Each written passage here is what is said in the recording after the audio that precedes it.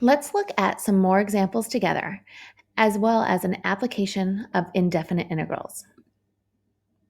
In example 1, we are addressing the constant rule and power rule again. Find the integral of 1/2 dx and the integral of x plus 2 dx. Pause the video to record your answer on your capture sheet. The integral of 1/2 dx is 1/2 x plus c. The integral of x plus 2 dx is 1/2 x squared plus 2x plus c.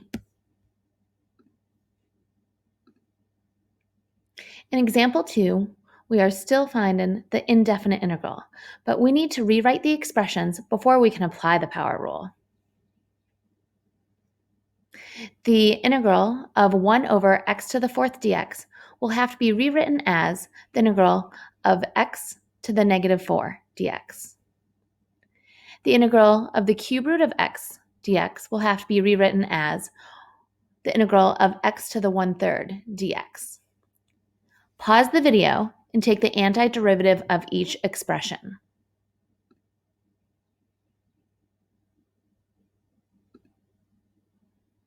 The integral of 1 over x to the 4th dx is negative 1/3 x to the negative 3 plus c, which can be simplified without negative exponents as negative 1 over 3x cubed plus c. The integral of the cube root of x dx is x to the 4/3 divided by 4/3 plus c, which simplifies to 3/4 x to the 4/3 plus c.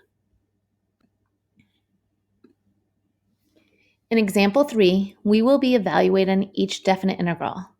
Pause the video and evaluate the definite integral from 1 to 2 of 1 over x dx and the definite integral from negative 1 to 0 of x to the 1/3 minus x to the 2/3 dx.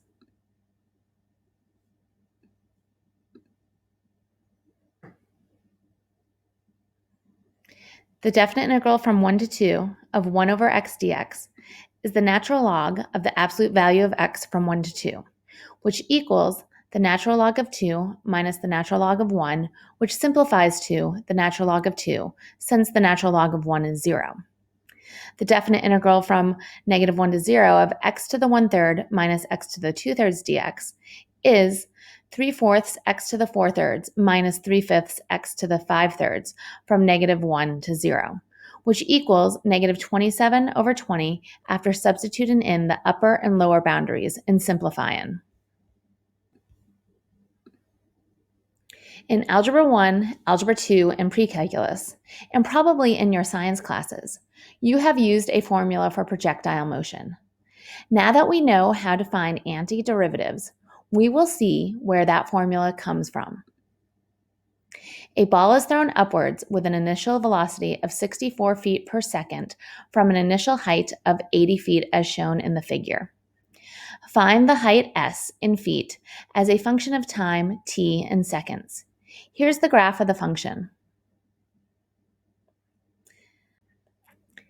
The initial time is when t equals 0. So the initial height is s of 0 equals 80, and the initial velocity is v of 0 equals s prime of 0 equals 64.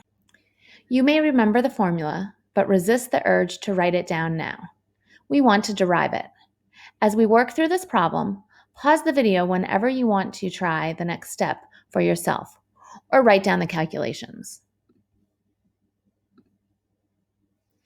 Earlier in the year, you learned that the derivative of position is velocity, and the derivative of velocity is acceleration.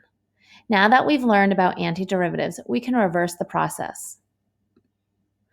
A of t equals v prime of t equals s double prime of t equals negative 32 is the acceleration in feet per second squared due to gravity. So the velocity v of t equals s prime of t equals the integral of negative 32 dt equals negative 32t plus c. Since v of 0 equals 64, c must equal 64.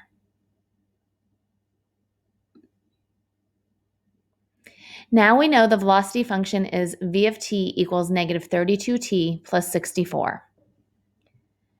S of t equals the integral of negative 32t plus 64 dt is equal to negative 16t squared plus 64t plus c.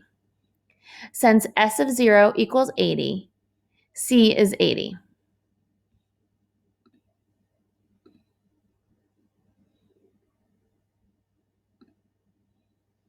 The height of the ball in feet as a function of time is S of t equals negative 16t squared plus 64t plus 80. We could do the same thing with any initial height and initial velocity and get the general formula for projectile motion.